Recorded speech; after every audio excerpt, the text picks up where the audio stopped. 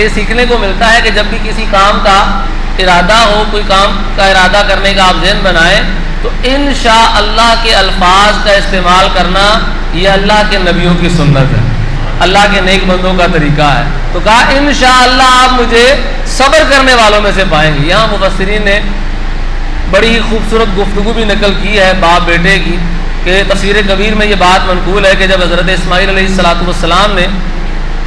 حضرت ابراہیم علیہ السلام نے حضرت اسماعیل علیہ السلام کو ذبح کرنے کا ارادہ کیا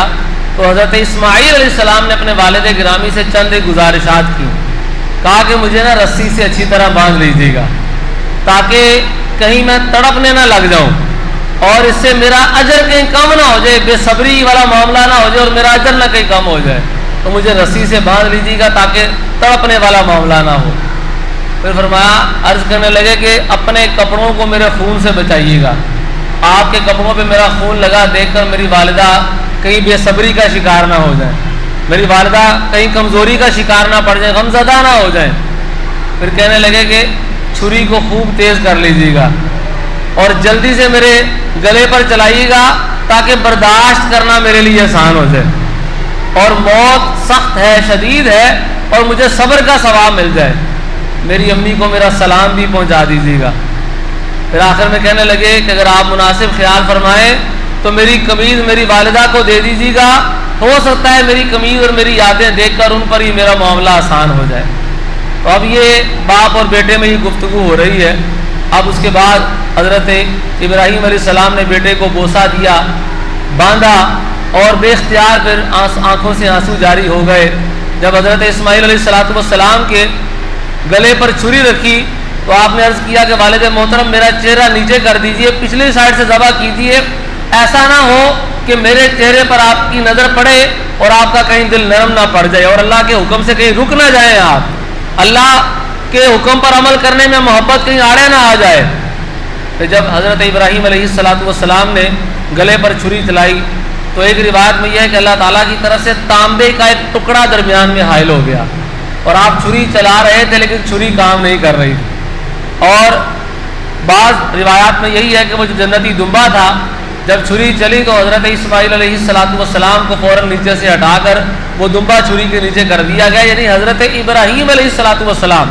اپنا کام کر چکے تھے، وہ اللہ تبارک و تعالیٰ کی قدرت ہے کہ وہ چھری بجائے اس کے کہ حضرت اسماعیل علیہ السلام کے گلے پر چلتی وہ جنتی دمبے پر چلنا شروع ہو گئی۔ اللہ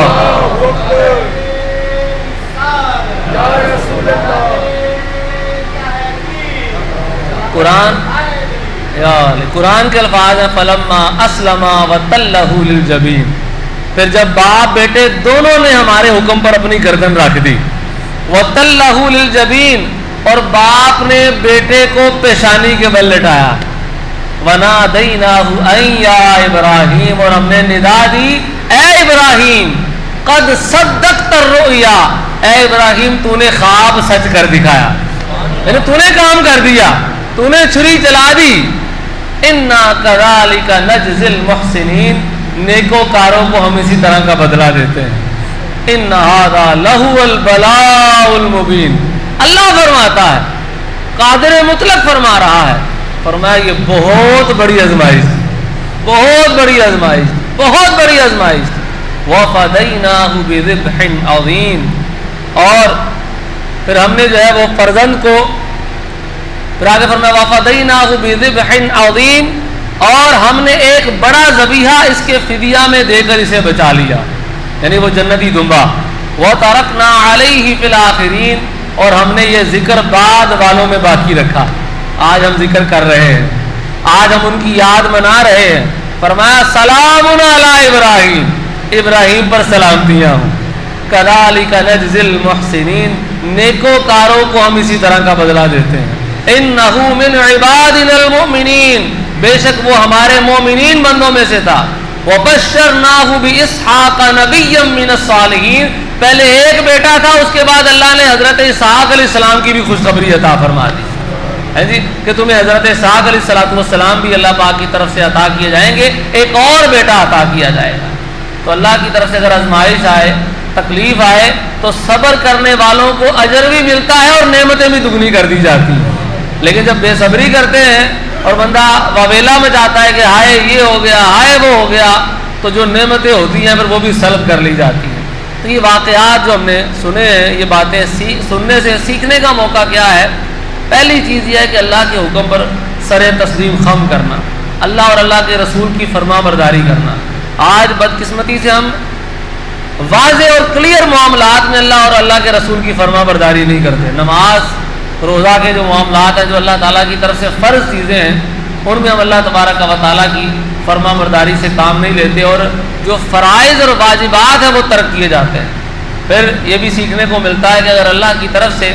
کوئی مشکل آ جائے، کوئی امتحان آ جائے، تو قرآن یہ کہتا ہے ان اللہ مع الصابرین، اللہ تعالیٰ صبر والوں کے ساتھ۔ اب ہم غور کریں کہ ان آزمائشوں پر، تکلیفوں پر صبر کر کے اللہ کی معیت حاصل کرتے ہیں، اللہ کا ساتھ حاصل کرتے ہیں، یا کہ پھر بے صبری کرتے ہیں، واویلا مچاتے ہیں، اور جو اللہ کی طرف سے اگر آزمائش آئی ہے شور شرابہ کر کے یہاں تک بھی کہہ دیتے ہیں کہ پتہ نہیں اللہ نے میں ہی لبیا سی کہ اللہ نے تکلیف مینو ہی دینی سی۔ معاذ اللہ، لوگ اس طرح کی بھی گفتگو کرتے ہیں، اور بعض ایسے کلمات زبان سے نکل جاتے ہیں جو لوگوں کو دائرہ اسلام سے خارج کر دیتے ہیں۔ تو بہرحال ایسے الفاظ سے ہمیں بچنا چاہیے۔